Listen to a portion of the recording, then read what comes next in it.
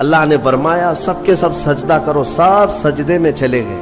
پتہ ہے ایک تھا ابلیس جو غرور کی وجہ سے سجدہ نہیں کیا، کھڑا رہا۔ ابلیس کون ہے؟ یہ شیطان جس کا نام عزازیل۔ یہ کون ہے؟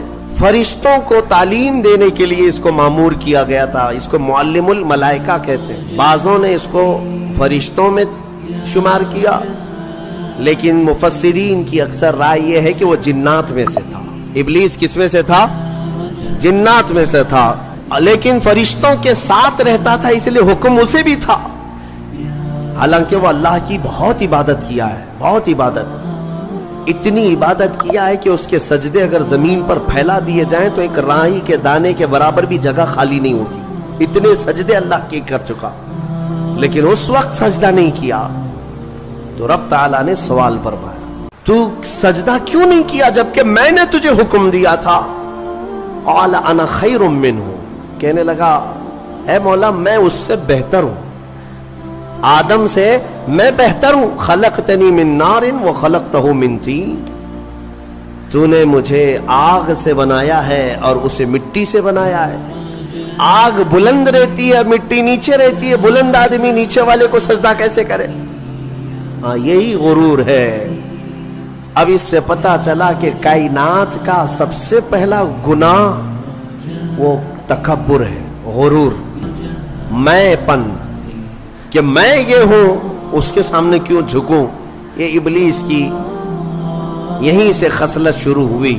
اللہ تعالیٰ نے فرمایا تو نے آدم کو دیکھا لیکن یہ نہیں دیکھا کہ حکم میرا تھا، حکم اللہ کا تھا۔ فاخرج منہا فإنک رجیم، آج سے تو ہمارے دربار سے نکل جا، اس لیے کہ تو مردود ہو گیا، راندہ بارگاہ، ہمیشہ کے لیے اس کو مردود قرار دے دیا گیا۔ یہ واقعہ میں بتا رہا ہوں آپ کو، یہ آج سورہ اعراف کے شروع میں ہی ہے۔ تو ابلیس نے کہا اے اللہ تو نے مجھے نکال دیا اپنے دربار سے، فرشتوں کی جماعت سے، بس مجھے قیامت تک کی مہلت دے دے بس۔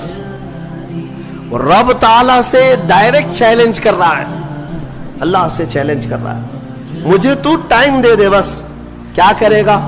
بس تو مجھے ٹائم دے دے، قیامت تک تیرے جتنے بندے آئیں گے میں سیدھے راستے پر بیٹھ جاؤں گا۔ کہتا ہے میں تیرے سیدھے راستے پر بیٹھوں گا، جو بھی اس راستے سے گزرے گا، کبھی میں اس کے سامنے سے آؤں گا، کبھی پیچھے سے، کبھی دائیں سے، کبھی بائیں سے، کسی نہ کسی طرح اس کو اس راستے سے میں ہٹا دوں گا۔ اے رب تیرے بندوں میں تو شکر کرنے والے نہیں پائے گا۔ اللہ کو یہ چیلنج کر رہا ہے۔